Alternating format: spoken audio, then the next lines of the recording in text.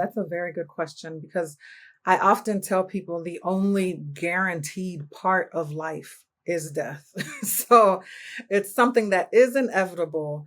Yeah, I would say this is definitely one of the largest problems that we're facing today. And I think it was just only exposed during the pandemic that maybe our emotional IQ is not exactly where we thought it was when we had to deal with calamity and chaos, head on. If it is something you want to work on, I feel the first step is exactly that, choosing to work on it. It's not something that's just going to like fizzle down and happen, like osmosis. It's not something that you're going to be forced into. Like you have to make that choice. Welcome to the Black and Green podcast. It's your go to place to find the latest high quality, all natural products created by Black artisans. Hosted by yours truly, Dr. Kristen H., the founder of Black and Green. We'll discuss all things health, wellness, self care, and of course, self love. This podcast features a refreshing lineup of guests, from entrepreneurs and artisans to holistic lifestylists and clean beauty experts, and a plethora of other innovators within the wellness industry. Join me as we learn from the best of the best. Lucky and happy that I get confused with you. And there's not a better person in the world I want to be confused with. Oh, thank you. So just tell me a bit about what drew you to medicine. Ooh, in general. I would say I knew early on in my childhood that I wanted to help people in this way. In my book, the beginning of my book, No Time to Waste, I talk about a specific incident that happened when I was 6 years old that really stamped for me how much hurt was in humanity and how much pain was in humanity. And I, with my 6 year old mind, was able to deduce, certain things from that event that I didn't want people to have to feel that way. I didn't like loss. I didn't like grief. I didn't like pain, heartache. And I was just like, okay, accidents are going to happen, but there are circumstances where those different emotions occur that are preventable. And I wanted to join the team that helped to address that, to help people to feel more whole, feel more complete, not check out from this reality prematurely, and actually live their life to the fullest. So I started off pretty early knowing I wanted to be in healthcare and wanted to help people. And then my parents helped me navigate, okay, well, healthcare is a wide ocean. So what exactly, where do you want to fall? And they helped me to shift towards being a doctor. And then they had me on a trajectory early. I was like seventh grade, eighth grade, shadowing in the hospitals in my neighborhood. Back then we called it candy striping. But yeah, and shadowing my own pediatrician in the summer times, and just really making sure that that's really what I wanted to do. And then I just continued down the path. Yes, yes, I love it. You said something that it was interesting. I did not like loss, but isn't loss inevitable? It is.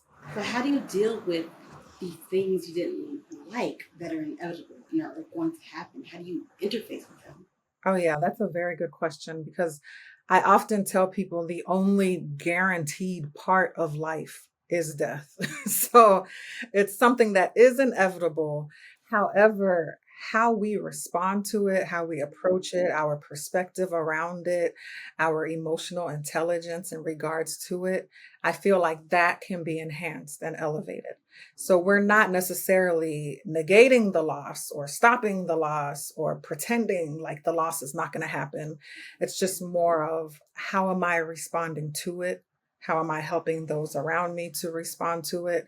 And how am I using this situation as more of like a stepping stool towards healing, towards elevation, towards ancestral connection, towards deepening my own passions and my own purpose versus stopping me and making me crippled and or calloused or handicapped. And it's like life can't go on, I don't feel that to be the intention of this circle of life that we're living. I feel like there's a lesson in everything and there's empowerment in everything. It's just a matter of how you're looking at it.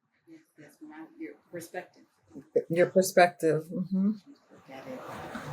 Yeah, which is very interesting. Talk about social intelligence and strengthening your social intelligence, or building your social intelligence. My question is always how. How do you strengthen your emotional intelligence? What do you do? I know it's not where it needs to be. How do I take it a step higher? Yeah, I would say this is definitely one of the largest problems that we're facing today. And I think it was just only exposed during the pandemic that maybe our emotional IQ is not exactly where we thought it was when we had to deal with calamity and chaos, head on. If it is something you want to work on, I feel the first step is exactly that, choosing to work on it. It's not something that's just going to like fizzle down and happen, like osmosis. It's not something that you're going to be forced into. Like you have to make that choice because it does take work. And once you make that choice and you have that awareness that, hey, this is what I need to work on, then the next step I would take is partnering with someone who's proficient in that realm. Because once you start going down this path, you don't know what you're going to uncover, and you may need support in that. That's where people like myself come in, like coaches, people seek therapy, therapists, or different practitioners to help them ascend through this path a little bit more seamlessly, whether you're doing like Reiki or energy healing, whatever it is for you that you resonate with. I would partner with someone proficient in this because encountering such emotions, especially negative emotions, it takes you back to the onset of that emotion. It takes you back to whatever episode or crisis or situation created or birthed that emotion. So you have to be able to go through that again authentically. And that's hard to do by yourself. So again, having that partnership with someone who can guide you through it in a very therapeutic way, help you to dissect it, understand it, and get from point A to point B faster. The term is actually called catharsis. It's more of a releasing of negative emotions and encountering it and restructuring it in a way that serves you. And catharsis is very much like physical detox, where you can be detoxing your body and have negative symptoms because we're pulling toxins from places that they've been hiding for years. So when they come to the bloodstream, you're going to feel a little icky at first before they go out because you're drinking water or you're sweating and all of that. So it's the same on the emotional side. So that's where I would start. It really starts with acknowledging your emotions, not suppressing them, hiding them, avoiding them, head in the sand, ostrich effect. You acknowledge it and you give it a name. This is what I feel. And you can journal it, document it, so you can start to correlate patterns. Okay, this thing that I've named, I felt this before. And I tend to feel this when this happens, or when this person comes into my space, or when, and you start to draw correlations. And then you're like, okay, so I know what it is. I know what the triggers of it are. So now that I'm aware of all of this, how can I, if that person comes in my space and I manifest that emotion, how can I create a different action coming from that emotion than the usual action that I take coming from that same emotion? And now you're cultivating a more mindful approach to expressing and regulating your emotions. It is like mindful emoting. is what I would call it. Like how people have like mindful eating or like, yeah, it's definitely mindful emoting to where you're not necessarily blocking the person out of your life. You're just being more mindful of how you are allowing yourself to receive and perceive that emotion. And that's really powerful because it's not suggesting the emotion isn't wrong. Exactly. The emotion's been happening. It is. It's allowing you to recognize it's happening, Yeah. controlling your actions around that emotion. Yeah. And that's the biggest thing for me because I'm always like cringe when I hear therapists that are like, don't be angry or like turn it off. And I'm like, no, we need those, all of them, the good and the bad, the negative, the positive, the polarity. We need that because it's part of our expression as humans. Those are very much a part of the human experience. And what makes this a human experience is the emotions. That's one of the largest separators between us and spirits is that. So we need to be able to utilize that to enhance our experience and not silence it or turn it off. And I see this often too in parenting. Oh, that's what I was Um, thinking about. yeah, especially um, my boy parents, where it's just like, man up, toughen up, don't cry, don't, and it's just like, no, like my daughter, I'm just like, express what you need to express. What are you feeling now? And I guide her through those same prompts that from the age of 1, she throw herself on the floor, have a tantrum, and I would just wait. And then when she realized that wasn't eliciting a response, she would just kind of get up like, okay. And I was like, are you ready to talk now? And she was just like, yeah. And she would just, wipe her tears. And I would just ask her like to assign a name to that emotion. How do you feel? And we have emotion charts at our house and all these things. And she would just be like, frustrated. And I'm like, good. Okay. What made you feel? And walking her through those prompts so that she starts to internalize that pattern when she's on her own. And what made you feel that way? And what's a different way that we can express frustration, not turn it off? You can still be frustrated, but what's a way we can express it that's not harmful to you or to others? Because throwing yourself on the ground, you could hurt yourself. And then you see the wheels start turning. And now again, we're mindful emoting from like the age of like 2 or 1 even. And she's carried that with her today as a 7-year-old. Sons are having emotions. I haven't done the thing you named it, but I used like, baby, you seem frustrated. Are you frustrated? No, I'm not frustrated. Oh, what are you, baby? I'm frustrated. Okay, you're frustrated. What made you feel frustrated? So just trying to help them walk through. But when you feel like that, what can you do? What can you do when you feel when there's no feel? Yeah. It's interesting how being a parent is forcing me to think about things I didn't think about. Yeah. And it's helping me realize how much of a model I am to Yeah. my 2 sons. That how mommy deals with her frustration, how mommy deals with her anger, is how we are going to deal out. And so, in some ways, my kids are raising me. Oh yeah. And that's how it should be. I feel like we're students of them just as much as they are students of us. And that's why. Yeah, because the beauty of it is, you are a human in this world who hasn't had all the negative insights of that I've Yeah. had. You're fresh. No baggage. Baggage free. And just you see things the way they feel. It's like you get an authenticity Yeah. that I don't have anymore. Yeah. So I admire it. Yeah. No, I learned so much from my daughter, like so much. And that's part of their mission is to help us see us, like to expose things to us that we forgot or just stopped seeing, as we were adulting. And the exposure is very raw and very real because they will give it to you. They will give it to you straight. But that's what we need. So I always tell people part of being a parent when, like when I'm like, are you ready to be a parent? People just think like financially or like, physically carrying a pregnancy. I'm like, no, are you ready to get your character exposed? Are you ready to get flaws just thrown in your face? Like, what you gonna do?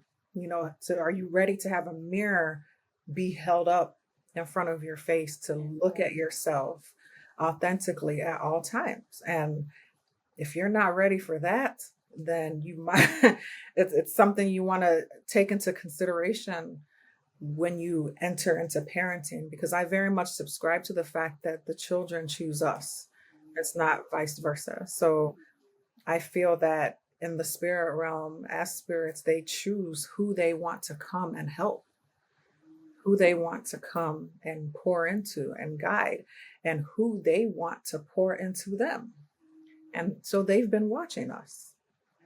They've been studying us. Oh yeah, and it's very on purpose. Very on purpose who you're paired with. But I firmly subscribe to them selecting us. I love that. And I also remove that idea. You can't hold on to your ego too much and not want to learn. Yeah. When you are a child, you can't teach me anything. You don't learn about life the way I do. Yeah. And I think with the older generation, it's oftentimes a us and you, kind of like an arm's length away. Mm-hmm. And I know my parents are laughing at me all the time where I'm having conversations with my kids. Like, I also, we're not doing that. They're like, why? Why are we doing that? I'm like, what? I'm like, yes, because he wants to know. I mean, that's a fair question. No, it is. And why? We're going to talk it through. I'm not going to say because I said so. What is that going to do? Yeah, I think we're products of that mentality. Definitely products of that mentality. And I strive to be the opposite myself as a parent. And this is how you foster the free thinkers. This is how you foster the creative minds. This is how you foster people who aren't easily indoctrinated, easily brainwashed, easily molded. A lot of people I talk to feel that their role as a parent is to create the child, like is to mold them into the type of adult they want them to be. And I'm just like, not so much, because who are we? Then the ego is back in. Who am I to be that perfect and all knowing, to have that much dominion over another human, that I should think that I should make them what I want them to be? Like, I'm going to pour all that I can in love and wisdom and light and protection, and then allow them to create themselves and curate their own path. And I'm there as a support for that.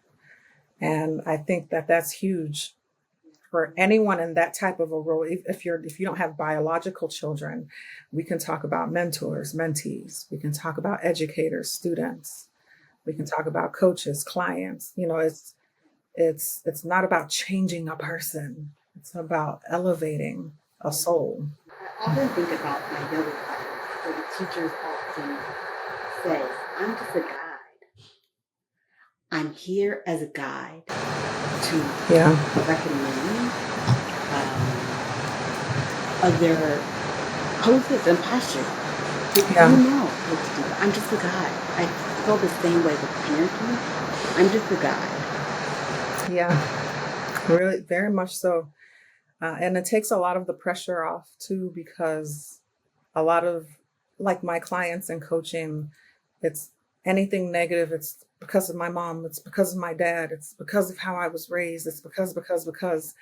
And I have to help them to even see, like, your parents didn't know at that time either. They were still figuring themselves out and their mission and their purpose and their character flaws and their health and their wellness, and all the traumas that they had gone through. They were trying to sort through that, and they were triggered every day. And then now you have to control and manage another human on top of that. and turn into a superhero and pretend like nothing's wrong. So it allows you to have more grace for your parents when you look at it in this way, and understanding that we're both growing together, like we're raising each other almost in a Yeah. sense. And it just does give more grace to that and more gratitude and recognition to the parenting process. I know something that was really eye-opening for me that happened recently is not being fully have enough grace for other people's trauma. Yeah. I understand my trauma, Yeah. I operate within it. When I see someone acting in a way that I deem incorrect, I'm like, oh, what's happening here? Mm-hmm. It just hit me. They also have trauma, Mm-hmm. and they could be operating in that. And so I can't take it personally. I Yeah. think that was my issue. I was like, what am I doing that's causing you to treat me this way? Yeah. It doesn't have anything to do with me. Yeah. No, that's a big realization to make and will make life so much easier if you just don't take anything personally. Like just that one concept can take you so far. And just knowing that everyone has a story, everyone has a background, everyone has trauma. Nobody is free of it. No matter how wonderful and great your childhood was, your adulthood was, there's going to be some level of trauma. It's part of the human experience. So, You wouldn't be um, human if you didn't. exactly. That's the whole point. We came here to learn something and to do something. And we're not just coasting in perfection, in some sort of bliss. But yeah, it does help you to have not just grace for the other person, but also for yourself. Because a lot of people beat themselves up like, oh man, I let this same kind of man back into my life. And what is it? Like it allows you to just kind of look at things Yeah. more objectively, like take the emotions out and just look at it for what it is. And even in dealing with the other people, again, you're not changing them. Mhm. You can alter how you move around them. So if they're In toxic, position. yeah, if they're Mhm. toxic, their behavior is toxic because of their trauma, you don't have to be like, oh, that's because of their trauma, so I'll put up with it. The two don't have to coexist. You can recognize that that's part of their trauma, but you can also set up boundaries and protect yourself from the toxicity. At the same time, while they're going through their healing process, you can restructure them so that you're not absorbing all of that trauma yourself energetically. I feel like it's such a hard lesson to learn to allow someone who's going through the healing process for you to understand what's your role in their life during that healing. It Yeah, may be for you to be involved, it may be for you to not be yeah, involved. yeah, You have to learn your it position. is. And it's so it's not even that easy to decipher like involved or not involved, because then it's like if it's involved is a spectrum. So it's like, okay, how involved? Like what level of involvement? Because you can overindulge, like you can be too involved, and now you're completely robbing them of a learning experience.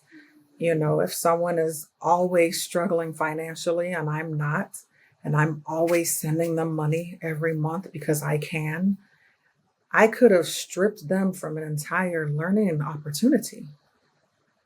I could have stripped them of a struggle that God wanted them to go through. I could have stripped them from a level of sacrifice that they were supposed to make in order to get to a next level. And that's me being in my ego because I have it. I'm going to help you. So for me, I have to change my perspective because I probably thought I was helping, not hurting. So you have to realize that help is not always doing. Sometimes help is retreating and saying, I need you to walk on your own for a little bit. And I don't want to watch you fall. You don't want to watch you fall, but this is part of the help, you know, That's so just powerful. like a child, but we have to do it with each other as adults as well. So the whole like captain save everybody mentality is not always the way either. How have you navigated your relationship with religion? Hmm. Um, my relationship with religion. I I'm trying to figure out where to even begin. This is so deep. My relationship with religion, I respect religion when used correctly. I'll say it that way. I feel like a lot of religion is misunderstood, misused, and abused. It's been weaponized. A lot of it has been used to indoctrinate and control people to a certain extent, to plant messages and brainwash. So when you're able to sift through that and understand what it is just for itself, it can bring a level of structure to your life that was absent. I subscribe fully to spirituality, like being spiritual, because I recognize that I first am a spiritual being. So to be spiritual is not like something I'm deciding to do, like it is me. I'm a spirit, so I'm spiritual. So I feel like my my priority lies in my connection to that spirit underneath all of this.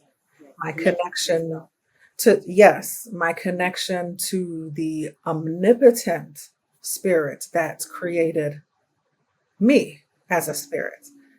And then my connection to the spirits of others in humanity that were created by the omnipotent spirit. Like these are the relationships that I foster. And then you can use religion to deepen your spirituality when you understand it for what it is. And it doesn't have to be this war between the two of you got to pick one, be religious or be spiritual. You can use one to elevate the other, when again used appropriately.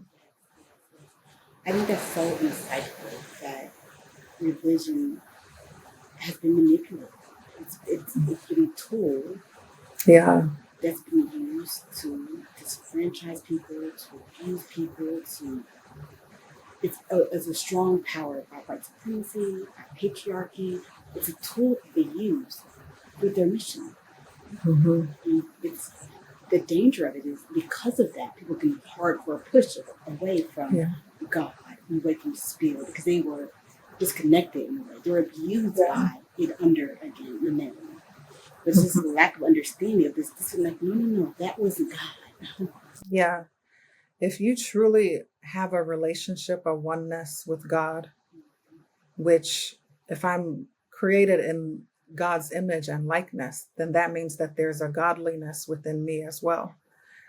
If I can't connect to that, and if I can't connect to the Spirit of God, not in theory, the Spirit of God, but like how it manifests in my life, in my everyday life, how I can feel God right here, like right here at all times, not just where'd you go until I pray and call you back. It's always present, omnipotent, like around me.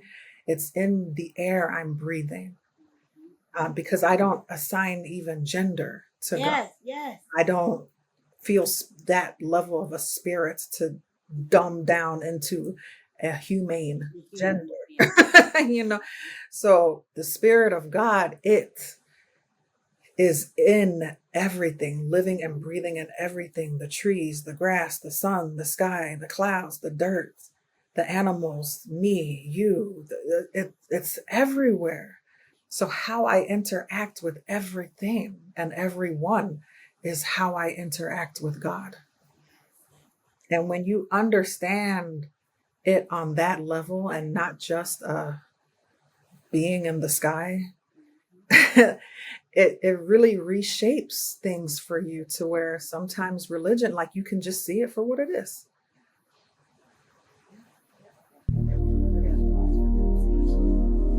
So, whether you're listening to this podcast as you're walking down the street or in your car, in your home, or in your bed, wherever you are right now, just want you to find a comfortable position where you can relax and take focus on what's happening. Notice what you right see. now. Notice what you hear. Notice what you feel. And as we do this, I want you to taste? focus on your breath.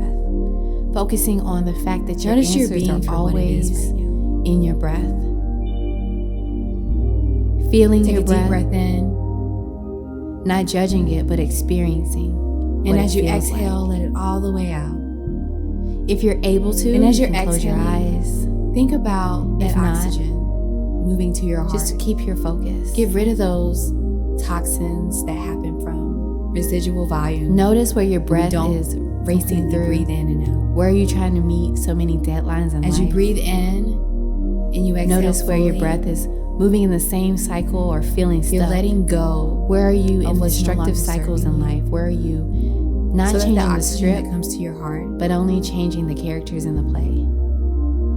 Just take a allows moment you and to give notice and receive love. what your breath feels like, Boundaries and how but it no relates longer to your the life. walls that the toxicity creates. Deep breath Continue in. in this breath. And as you exhale, let Continue in this everything go being. that's not serving you. Reminding And as yourself you're that in you this can keep being, anything that you want to keep. Start to become the love that You can let seek go of in this anything you world. want to let go of. But honoring your Start to truth become in the this forgiveness that you seek in this world.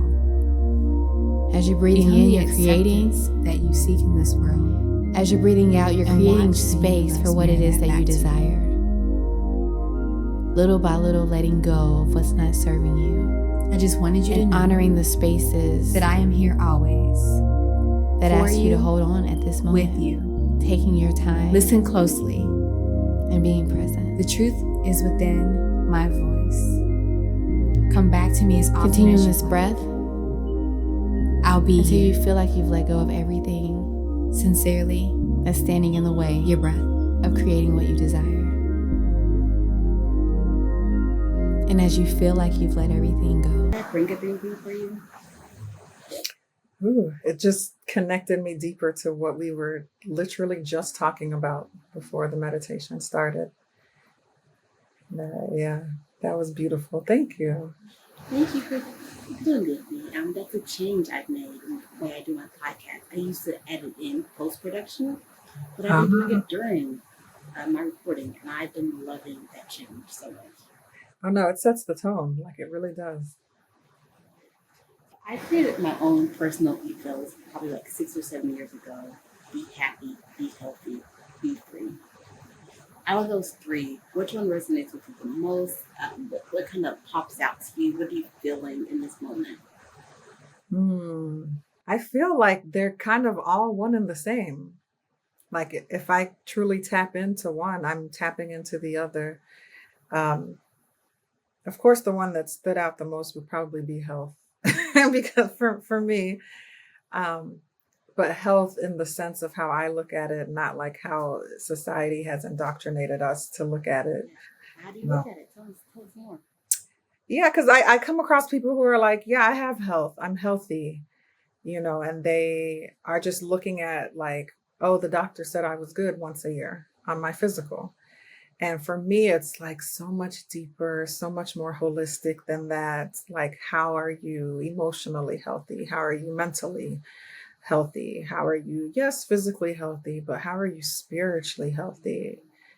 Even how you approach your finances is part of your wellness. And how are you socially healthy? How are you ecologically? Like, how are you relating to other beings of consciousness that are not humans, relating to the earth? And how are you ancestrally healthy, connecting to those who have transitioned and who have come before us? All of that feeds into your wellness and will contribute towards imbalances that your doctor may not see in your lab work, or there is no pill for that.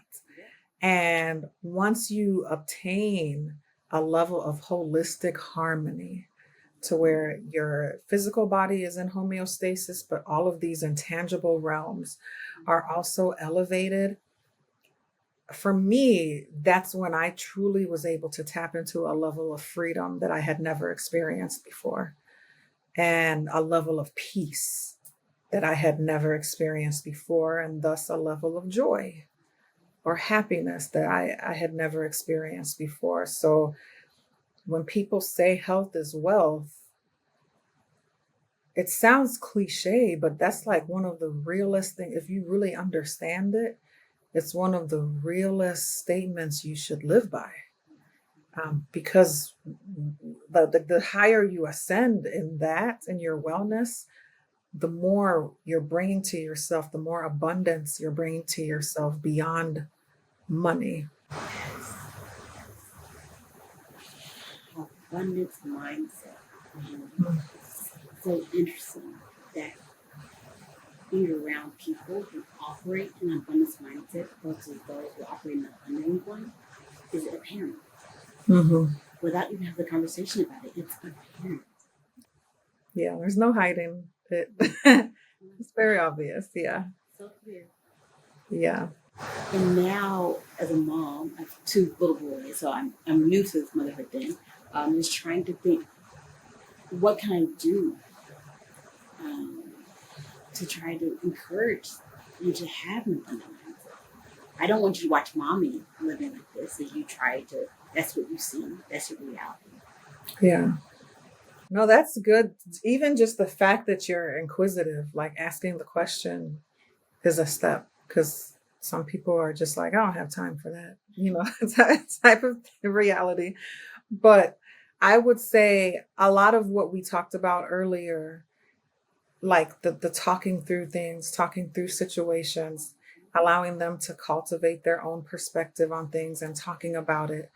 And again, what I also said earlier about developing free thinkers, like allowing them to shape and form their own perception of just reality at large, but then different segments within reality itself that they are experiencing. So if my daughter is like, the sky is not blue, I'm not going to be like, oh, you stupid, the sky is blue. I engage her and I was just like, let's go. Why do you perceive the sky to not be blue? And she was just like, well, if you really look at it, the sky is actually clear. So I don't know why you guys say the sky is blue. And then we just go into this dialogue of like the littlest things that we've been indoctrinated that you don't even think about. Like, yeah, that's true. Yes. So it allows them to like even create neural pathways that they would not have normally created, which is a process that we've been gifted with to be able to do till the end of our life.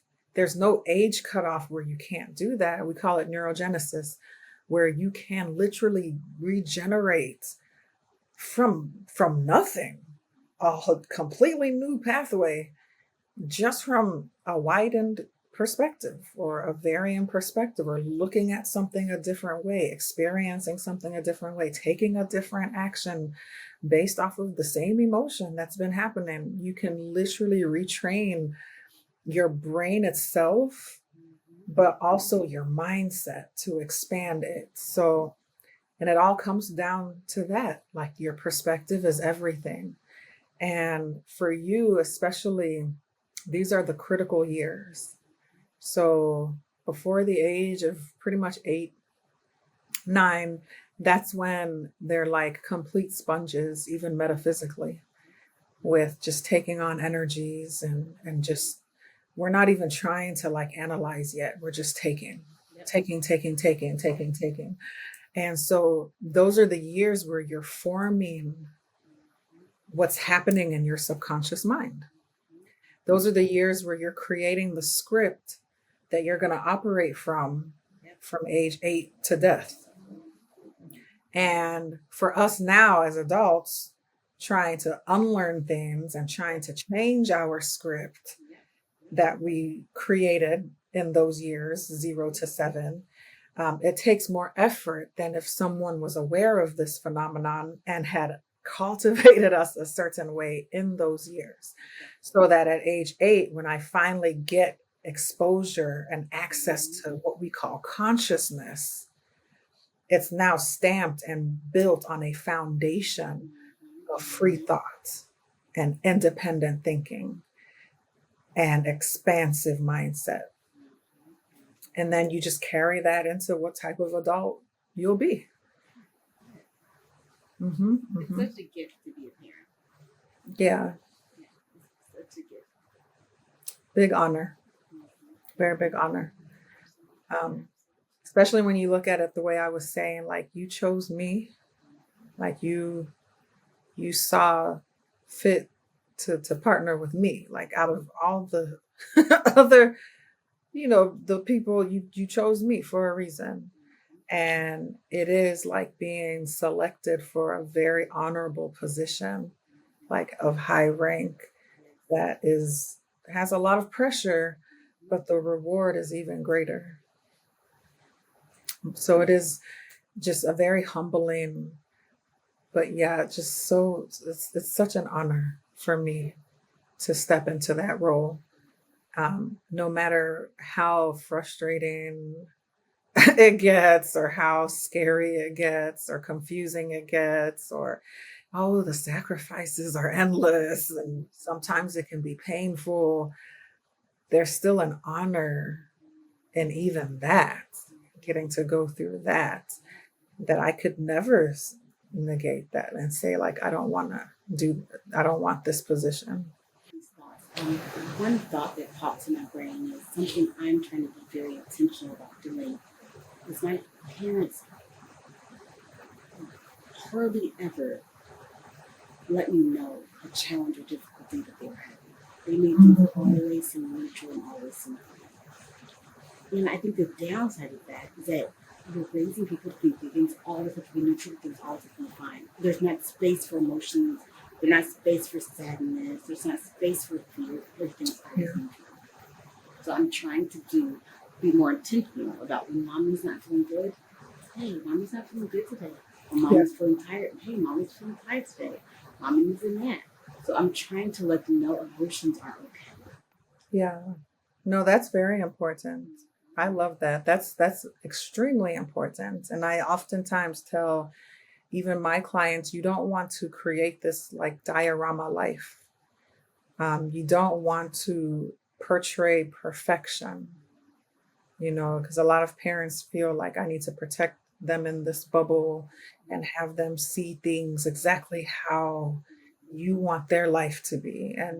And that can be dangerous, to your point. Like there's no duality in that. Once again, life is duality, humanity is duality. So instead of creating this fictitious like phenomenon around them, reality around them, um, allow them to see some of the struggle, but allow them to watch how you make it through Well, that's where you teach and teach from that. Because majority of what's learned in childhood is nonverbal. So you can sit and pour all the knowledge and do this, don't do that, do this. But when they grow up, they're going to remember my mom was a hard worker. You didn't tell them that. My mom overcome obstacles. She overcame everything. It's like nothing could knock her down. You didn't tell them that. They'll pick up on energies and feelings and frequencies of how the house felt, how the family felt. And they'll be like, I could have sworn we were evicted, but we still, the love and the light and at least, so that's what is remembered. You don't remember. You remember how you make you feel. Yeah, that is it. That is the claim to fame. Even major companies have nailed that on the marketing side as well. People don't sell products, they sell emotions. Nike doesn't sell shoes, Nike sells motivation. Amazon doesn't sell products, Amazon sells convenience. So when you can tap into emotion, that's what's long lasting. That's what people connect with the most. That's what people are left with. And the stuff that's actually said is like, wait, what was that again? Like, but how I made you feel, yeah, you'll never forget that. Never. How does Dr. K take care of herself? Hmm. I will say that I do practice what I preach. I will say that. I try to be authentic in that way. Just because growing up, I myself had a lot of doctors who were overweight, super stressed out, eating horribly, not never working out, burned out. Like I was just like, how are you telling me? But yeah. So yeah, I early on was like, that's not right. So I really strive to be a practitioner of my own words and my own philosophies. And I'm very analytical in my thinking just because I am a scientist. So a lot of things are very structured and planned out and scheduled out. So I make sure it does get done. So it's not like a haphazard, like, oh, me go put this mud on my face, self-care. Like, no, self-care for me is like dealing with traumas from childhood that's triggering me today, building structured boundaries that's going to protect my energy when I go into this thing we call society, and restructuring people based on how they serve me and the reciprocity of those closest to me in my life, and taking a laser look at my physical well-being, my lifestyle. What am I putting into my body every day? How much water am I drinking? How many nutrients am I acquiring? How much sleep am I getting? And what is the quality of that sleep? And how am I managing the stressors that are inevitable, that will come? But how am I helping my body to respond well to them? And how am I minimizing the number of toxins that are coming into my body as I'm clearing existing toxins out of my body? Because I do live in one of the most toxic countries in the world. So I have to do extra work. I have to go extra hard when it comes to the removal of toxins and prevention of toxins. And how am I moving my body on a regular basis? That's not like got a gym membership, just how am I moving? How am I stretching? How's my aerobic activity, anaerobic activity? How am I, with weight resistance and helping myself to reduce inflammation, prevent diseases, prevent diagnoses, prevent medications, and be able to legitimately say I have a clean bill of health, not because once somebody checked it once a year, but because like through deep, extensive blood testing, urine analysis, stool analysis, hair analysis, metabolic testing, I can tell you even the age at which my internal cells are functioning, which is not matching my biological age by like not even close. It's like a 10-year difference at this point. So and that takes work. That's not easy to do that. You have to make time for that. You have to do things you don't want to do, you don't like to do. I would love to just lay on the couch. You got to make yourself get up and do those things and tackle those areas. And that's just your physical body. Going through the catharsis we talked about earlier, going through the steps to convert from a fixed mindset to an expansive mindset, going through the steps of spiritual hygiene to elevate my spiritual wellness, elevate my connection with God, elevate my connection with myself, with others, with my mission, with my purpose. How am I aligning with that every day? There's just check, check, check, check. And it involves a lot of auditing for me. So that's where the analytical part comes in, is I got to see data. So there's an audit. Then I take actions based on the results of the audit. Then I audit again. Did I improve? Okay, what's left? Build a plan, do that. Another audit. So the audits that were once annual then become quarterly, then become monthly.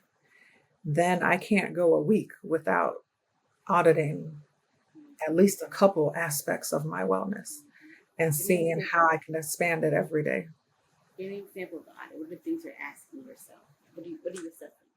Oh yeah, I'm just usually like, it can start as simple as what are 2 things I can remove and 2 things I can add to elevate this aspect of my well-being. So it's not so like overwhelming, and figuratively speaking, it's real, because it could be drink water. It could be take your supplements. It could be walk an extra mile than what you've been walking, sleep an extra hour than what you've been sleeping, meditate an extra 10 minutes than what you've been meditating. It can be as simple as that. So you can meet yourself where you are and not compare yourself to other people. Well, they're meditating for an hour. I don't even have the attention span for 5 minutes. Well, push yourself to 6 minutes, not the hour. And then the auditing will help you to grow in this area, and to go deep instead of like scaling. You want to also go deep. What's in the way of me meditating beyond 5 minutes? All my thoughts are racing. Why? What's in the way of me being able to manage my thoughts? Not turn them off, but manage them. Why are they taking control of me versus the opposite direction? Because a lot of people tell me that I can't meditate because I can't turn off my thoughts. Meditation was never intended to turn off your thoughts, because turning off your thoughts is what we would call death. So as long as you're alive, you're supposed to have them. But it's more of like the emotions. You acknowledge them, then you just put them over here. You revisit your imagery. Then another thought will come. You acknowledge it, and you put it over here. Then you revisit your imagery, or whatever you're listening to, wherever you've taken yourself. And so you always want to know why. When you uncover something about yourself, why is that? And then you find a why. Why is that? And then you find a why. But why is that? And this is how you go inward and become more intuitive regarding yourself and your health. Asking yourself why, Mm-hmm. and actually thinking it out. Yeah. It's like, why? Yeah. Am I Yeah. mad? Yeah, exactly. Why am I mad? And then we feel like, oh, that's what it triggered. It made me feel this. That's what's happening. Yeah. And I call that leaning into it. You're leaning into something. You're acknowledging it that's there. Every time this person comes around me, I feel anxious. And then you want to, why? Don't just dismiss that. Like, well, I'll just not go around them. No, like you want to know, why is that? Because that person is just a representative of a concept. Yep. And you need to get down to the concept. That's just a pawn. That's just a chess piece that with a face. And if you don't get to the bottom of it, later in life, there's going to be another chess piece with a different face bringing the same emotion, though. And it's just going to keep cycling until you get it, until you take the time to get it. It's like a welcome challenge. Whenever you're feeling, it's like your body's talking to you. Yeah. Your body's talking to you. Understand what your body's saying. Like, oh, my leg just got tight. Why my leg is tight? Yeah. It's talking to you. Yes. Figure out the message. Be interested. It's you. It's your body. It's your life. It's your spirit. It's your soul. It's your journey. Like, no one should be more intrigued than you about that. So even like to your point, something hurts physically on your body, like everyone's like, where's the aspirin? But like, why is that's a form of communication. Your body is trying to tell you something. But we run and get these pills, and it's like, I never got the message. Oh, yeah. You don't teach listening. Yeah. And definitely not active listening. It's just like kind of listen for what you want to hear, pick the parts that Or listen to how you want to respond. Exactly.